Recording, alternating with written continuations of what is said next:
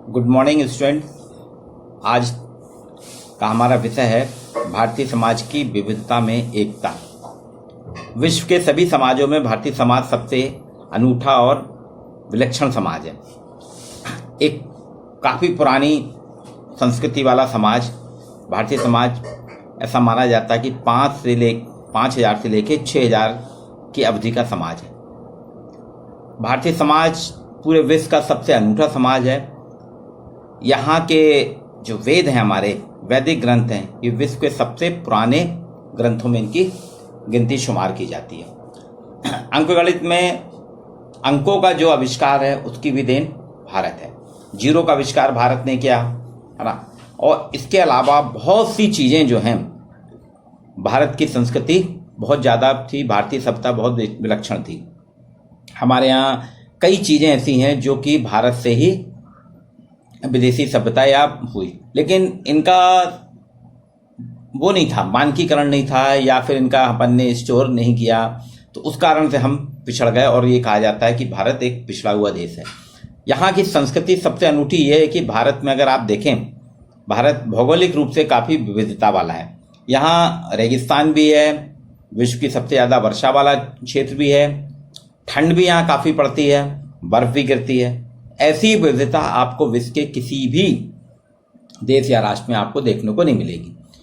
इसी तरह यहाँ खान पान, रहन सहन ये भी अलग अलग है। उत्तर भारत का अलग है, दक्षिण का अलग है, पूरब का अलग है, पश्चिम का अलग है। भाषा आपको यहाँ पे हर जगह भाषा बदली हुई मिलेगी। जिस तरह से एक गांव से दूसरे गांव को हम जाते हैं तो बोली बदल जाती है, ठीक उसी प्रकार से हर 10 कोस पे आपको पानी का स्वाद बदल जाता है।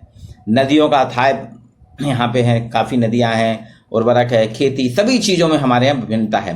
धर्म के हिसाब से भारत में सर्वाधिक धर्म के लोग यहाँ रहते हैं, इसलिए भारत को धर्मनिरपेक्ष देश हमने घोषित किया। तो आज हमारे इसमें हम पढ़ेंगे भारतीय समाज की विविधता में एकता, diversity of Indian society. Bharatiya Samaj की विविधता क्या है, फिर उसी के साथ यूनिटी की भी बात हम करेंगे। पौराणिक ग्रंथों के अनुसार भारत जो नाम पड़ा है, भरत नाम के हमारे यहाँ एक बहुत प्रतापी राजा थे, उनके नाम पर इसका नाम भारत पड़ा। फ्रांसीसी यूनानी आक्रमणकारी जो आए, उन्होंने इसका नाम हिंदुस्तान रखा। चूंकि सिंधु नदी की सभ्यता या सिंधु नदी पे बसे होने के कारण, सिंधु नदी के वहां पे तो सिंधु प्रदेश कहते थे। फ्रांसीसी और यूनानी इसको सिंधु प्रदेश कहते थे। उनके उच्चारण में सा हा के जैसा होता था, तो कालांतर में ये सिंधु प्रदेश हिंदुस्तान हो गया। ऐसा लोगों का, हमारे यहाँ इतिहासकारों का कहना है। दूसरा, अंग्रेज जब आए तो अंग्रेजों ने इसका नाम हिंदुस्तान और भारत की जगह इंडिया कर दिया। अंग्रेजों ने इसका नाम इंडिया कर दिया। इसलिए देखिए, नाम भी कोई भी देश आपको ऐसा नहीं मिलेगा जिसके 3 नाम हो। यहाँ भी एक विविधता है, एक डाइवर्सिटी है भारत में कि हिंदुस्तान भी है, भारत भी है और इंडिया भी है। अब अगर अपन देखें तो यहाँ पे भारत में 7 धर्म हैं। हिंदू, मुस्लिम, सिख, ईसाई, जैन, बौद्ध, पारसी, ये आपको 7 धर्म मिलेंगे। यहाँ 200 प्रकार की बोलियां बोली जाती हैं। 16 भाषाएं तो हमारे यहाँ भारत में वो हैं, संविधान के द्वारा तय की गई हैं। 1652 भाषाएं, 1600 जातियों की अपनी अलग अलग बोलियां हैं। इतनी विविधता है। देखिए, तो इसको अपन एक एक करके पढ़ते हैं। सबसे पहले अपन देखते हैं जनांकिकी, पॉपुलेशन वाइज अपन देखते हैं। तो 2011 की जो जनगणना हुई थी, हर 10 साल में हमारे यहाँ जनगणना होती है। 2011 की जनगणना 15वीं जनगणना है। और हमारे यहाँ जो अभी तक जनगणना हो चुकी हैं वो अंग्रेजों के समय हुई थी, उसके पहले से चल रही है, लेकिन हर 10 साल में जनगणना होती है। इसमें बताया गया, अभी जो हमारी 15वीं जनगणना थी 2011 की, 28 देश में 28 राज्य हैं, 7 केंद्र शासित राज्य हैं। हालांकि अभी गत वर्ष इसमें वृद्धि हुई है। जम्मू एंड कश्मीर, लद्दाख और जम्मू कश्मीर 2 में बढ़ गया, वो 2 केंद्र शासित राज्य बढ़ गए, 1 राज्य घटा और 2 केंद्र शासित राज्य हमारे यहाँ बढ़ गए। 640 जिले हैं, 5224 उप जिले, 7935 कस्बे, टाउन जिनको अपन कहते हैं ना, 7935 हैं। 6,40,867, 6,40,867 इस जनगणना में गांव के रूप में सम्मिलित थे। भारत में जो इन्होंने जनगणना के आंकड़े आए, उसके हिसाब से 2011 में देश की आबादी थी 121.05 करोड़। 121.05 करोड़। ये चाइना के बाद, चीन के बाद दूसरे नंबर का हमारा देश है। आज तो अभी बहुत दिनों से अपन यहाँ, चूंकि 2011 से अब 2021 आ रहा है, नई जनगणना हमारी हो सकता है इस बार थोड़ा लेट हो जाए, तो 2021 की जनगणना में आंकड़े आपके 135 करोड़ से ज़्यादा आएंगे, क्योंकि प्रधानमंत्री जी के हर वक्तव्य में, हर उद्घोषणा में 135 करोड़ देशवासियों की बात होती है, तो इससे ही स्पष्ट है। लेकिन जनगणना के आंकड़े जो 2001 के हैं वो बता रहे हैं कि हमारे देश की आबादी 121.05 करोड़ 2011 में है। 11 से 9 साल हो गए हैं, तो 9 साल में काफ़ी वृद्धि, उसके हिसाब से ही प्रधानमंत्री जी कहते हैं कि देश की आबादी 135 करोड़ है। जो 2011 की जनगणना के हिसाब से 62.31 करोड़ इसमें पुरुषों का प्रतिनिधित्व है और 58.74 करोड़ महिला। भारत में 382 लोग प्रति किलोमीटर जनसंख्या घनत्व है। लिंग अनुपात जो हमारा 1000 पुरुषों में 943 महिलाओं का है, जो अभी थोड़ा बड़ा है, नहीं तो बीच में तो काफ़ी घट गया था, इसमें थोड़ी सुधार हुआ है। हमारे यहाँ जो धार्मिक धर्म के हिसाब से देखें तो हिंदू धर्म की आबादी है 79.8%, मुस्लिम 14.2%, ईसाई 2.3%, सिख 1.7%, बौद्ध 0.7%। ये है हमारे यहाँ धार्मिकता के आंकड़े। साक्षरता भारत की 74.04% है, जिसमें पुरुषों की साक्षरता का प्रतिशत है 82.14% और महिलाओं की 65.46%।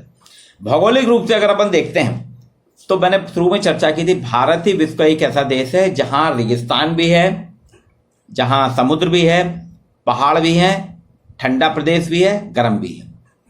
उत्तर का पूरा इलाका हमारा, उत्तर भारत जितना भी, उत्तर भारत से लेकर पूर्वोत्तर भारत तक, ये बर्फीली पहाड़ियों से ढका हुआ है, कश्मीर से लेकर आपके असम तक।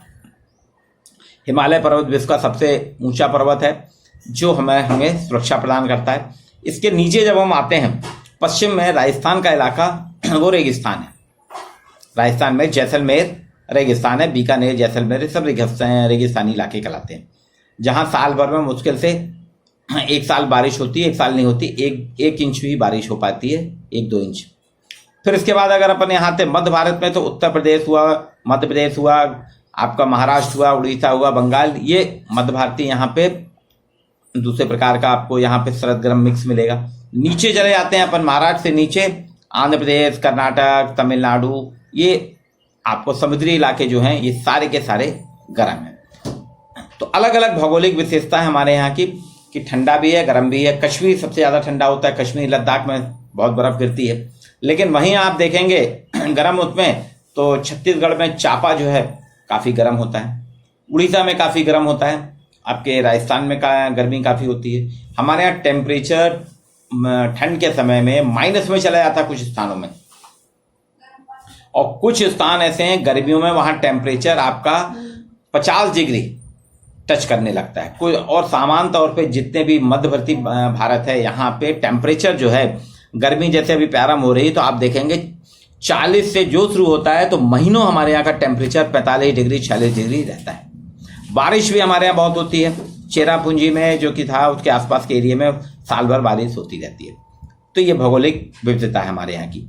प्रजाति रेशेस के आधार पे हमारे यहाँ कई प्रकार की प्रजातियाँ हैं, जिसमें तुर्को ईरानियन है जो उत्तर प्रदेश और पश्चिमी उत्तर प्रदेश में है ना, उत्तर भारत और पश्चिमी भारत में है। इंडो आर्यन पंजाब और कश्मीर में मिलेंगे। सीथो द्रविडियन जो मध्य प्रदेश, सौराष्ट्र और में पड़ेंगे। आर्यो द्रविडियन पंजाब उत्तर प्रदेश में। मंगोल द्रविडियन बंगाल उड़ीसा में। मंगोलियाड नेपाल असम साइड रहते हैं। द्रविडियन मद्रास हैदराबाद, ये अलग अलग है। तो हट्टन का अपना प्रजाति वर्गीकरण है, आपका डॉक्टर गुहा का है। इन लोगों ने सबने अलग अलग प्रकार से प्रजाति के आधार पर कि भारत में एक नहीं कई प्रजातियों का सम्मिश्रण है, इसलिए कहा भी क्या गया भारत व प्रजातियों का एक अजायब घर है, म्यूजियम ऑफ रेसेस। अब धार्मिकता के आधार पर अपन देखें विविधता, ये थी आपकी जनसंख्या, भौगोलिक, और तीसरी अपन देखते हैं हम प्रजाति के बाद में चौथी हमने विविधता देखेंगे, वो है धार्मिक। भारतवर्ष एक ऐसा देश है जहां हिंदू भी हैं, मुस्लिम भी हैं, सिख भी, ईसाई भी, जैन भी, बौद्ध भी और पारसी, ये अलग अलग धर्म के लोग हैं।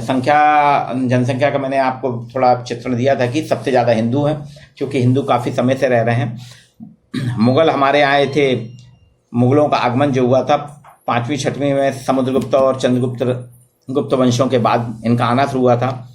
और 15वीं शताब्दी में अंग्रेजों का। तो मुगल जो हमारे यहाँ आए तुर्किस्तान, तुर्की से और अफगानिस्तान से आए। तो यहाँ मुस्लिम भी हो गए, मुगल धर्म भी है, इस्लाम धर्म भी है, जो कि पैगंबर साहब ने 570 से 632 ईसा में अरब में शुरू हुआ था, वो हमारे यहाँ मुगल इस्लाम धर्म भी है। हिंदू तो है, वैदिक संस्कृति हमारी हिंदुओं में भी कई प्रकार के हैं, संप्रदाय हैं, पंथ हैं, जैसे वैदिक है, पौराणिक है, सनातन धर्म है, शाक्त धर्म है, शैव है, वैष्णव हैं, राधा वल्लभ है, नारायण स्वामी हैं, नानक पंथ, कबीर पंथ, आर्य समाज, ब्रह्म समाज, अलग अलग प्रकार से हिंदू भी धर्म जो है, इसमें भी आपको विविधता मिलेगी, इसमें भी बहुत डाइवर्सिटी मिलेगी। अब उसमें आप देखेंगे उसके अंतर्गत वो जातियों में भी अलग बटा हुआ है। यहाँ इनके प्रमुख ग्रंथ जो हैं वेद हैं, पुराण है, रामायण है, गीता है, ये हमारे धार्मिक ग्रंथ हैं। आरतियां भी हमको आप हर भगवान की अलग अलग आरती मिलेगी। मतलब विविधता की अगर आप देखें तो पूजा पाठ पद्धतियाँ इसमें भी अलग अलग प्रकार से हैं। हमारे मुख्य त्यौहार जो हैं दशहरा, दिवाली, होली, ये राखी, ये हिंदुओं के अलग अलग त्यौहार हैं। इसके बाद इस्लाम, जैसे कहा था 570 से 632 ईसा पूर्व अरब में हुआ था, मोहम्मद साहब ने चलाया था, ये इस्लाम धर्म है। इस्लाम के यहाँ पे भी मानने वाले बहुत हैं। इसमें भी 2 प्रकार हैं, बोहरा समाज, शिया और सुन्नी, इसमें बटा हुआ है। तीसरा, हमारे यहाँ अंग्रेजों के आने से क्रिश्चियनिटी आई, ईसाई धर्म आया, जो ईसा मसीह के द्वारा चलाया गया था। अंग्रेज हमारे यहाँ जब आए थे भारत में, अंग्रेजों ने जब सत्ता की, तो उन्होंने यहाँ पे अंग्रेज और उनके पहले वास्को डी गामा भी आया था यहाँ पे। वास्को डी गामा आए तो आपके ये जो डच आए थे, हॉलैंड से आए थे, इन लोगों ने यहाँ पे चर्च का निर्माण किया। साउथ में सबसे पहले ईसाई धर्म का प्रसार हुआ, चर्च बनी। उसके बाद धीरे धीरे आज इंडिया में सब जगह ईसाईयत फैली हुई है, ईसाई धर्म है, इनका भी है। इसके बाद भारत के हिंदू धर्म में कुछ विसंगतियां थी, जिसके कारण इससे ही धर्म निकले हैं, जैसा कहा जाता है जैन धर्म, बौद्ध धर्म और सिख धर्म। ये भारत के हिंदू धर्म के ही हैं। जैन धर्म के 24 तीर्थंकर होते हैं। भगवान महावीर स्वामी हैं, जिनकी अभी हमने कुछ दिन पहले ही 3 दिन पहले उनकी महावीर जयंती मनाई थी। तो जैनों के 24 तीर्थंकर हैं, जो सिर्फ अहिंसा की बात करते हैं कि किसी को भी कष्ट नहीं देना। अपने आप को जितना अधिक से अधिक आप कष्ट दे सकते हैं, अपने आप को कष्ट दीजिए और अपने को तपाइए।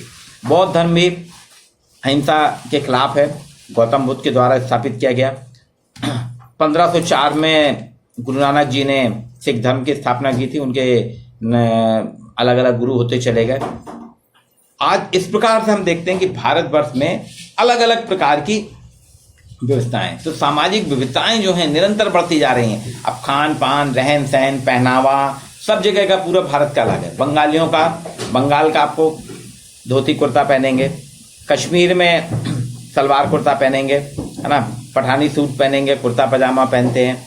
दक्षिण में आप जाएंगे तो लुंगी पहनी जाती है, लुंगी शर्ट और कुर्ता पहना जाता है। मध्य भारत में पैंट शर्ट पहनते हैं, कुर्ता पजामा पहनते हैं। ये अलग अलग प्रकार से, गुजरात में पगड़ी बांधी जाती है, राजस्थान में पगड़ी बांधी जाती है, मालवा साइड में पगड़ी बांधते हैं। तो ये पहनावा, रहन सहन, बोली भी अलग अलग प्रकार की मिलेगी। हमारे यहाँ 1652 भाषाएं बोली जाती हैं। बोलियां भी 1600 जातियों की अलग अलग बोलियां हैं। तो यहाँ पे भौगोलिक एकता भी है, प्रजाति एकता भी है, सांस्कृतिक एकता भी है, राजनीतिक एकता भी है और धार्मिक एकता भी। इतने लोग रह रहे हैं, लेकिन सब में कहीं भी किसी प्रकार का भेदभाव नहीं। भौगोलिक, प्रजाति, सांस्कृतिक, राजनीतिक और धार्मिक रूप से भारत पूरी तरह से एक है। ये कहलाती है भारतीय समाज की विविधता। और इसी विविधता में पूरी एकता होने के कारण कहा जाता है भारत की एकता में विविधता। इसके लिए हमने बहुत चर्चा की, काफ़ी कुछ करते हैं। आज के लिए सिर्फ हमारे साथ इतना ही। आगे हम फिर नए विषय के साथ आपसे जुड़ेंगे।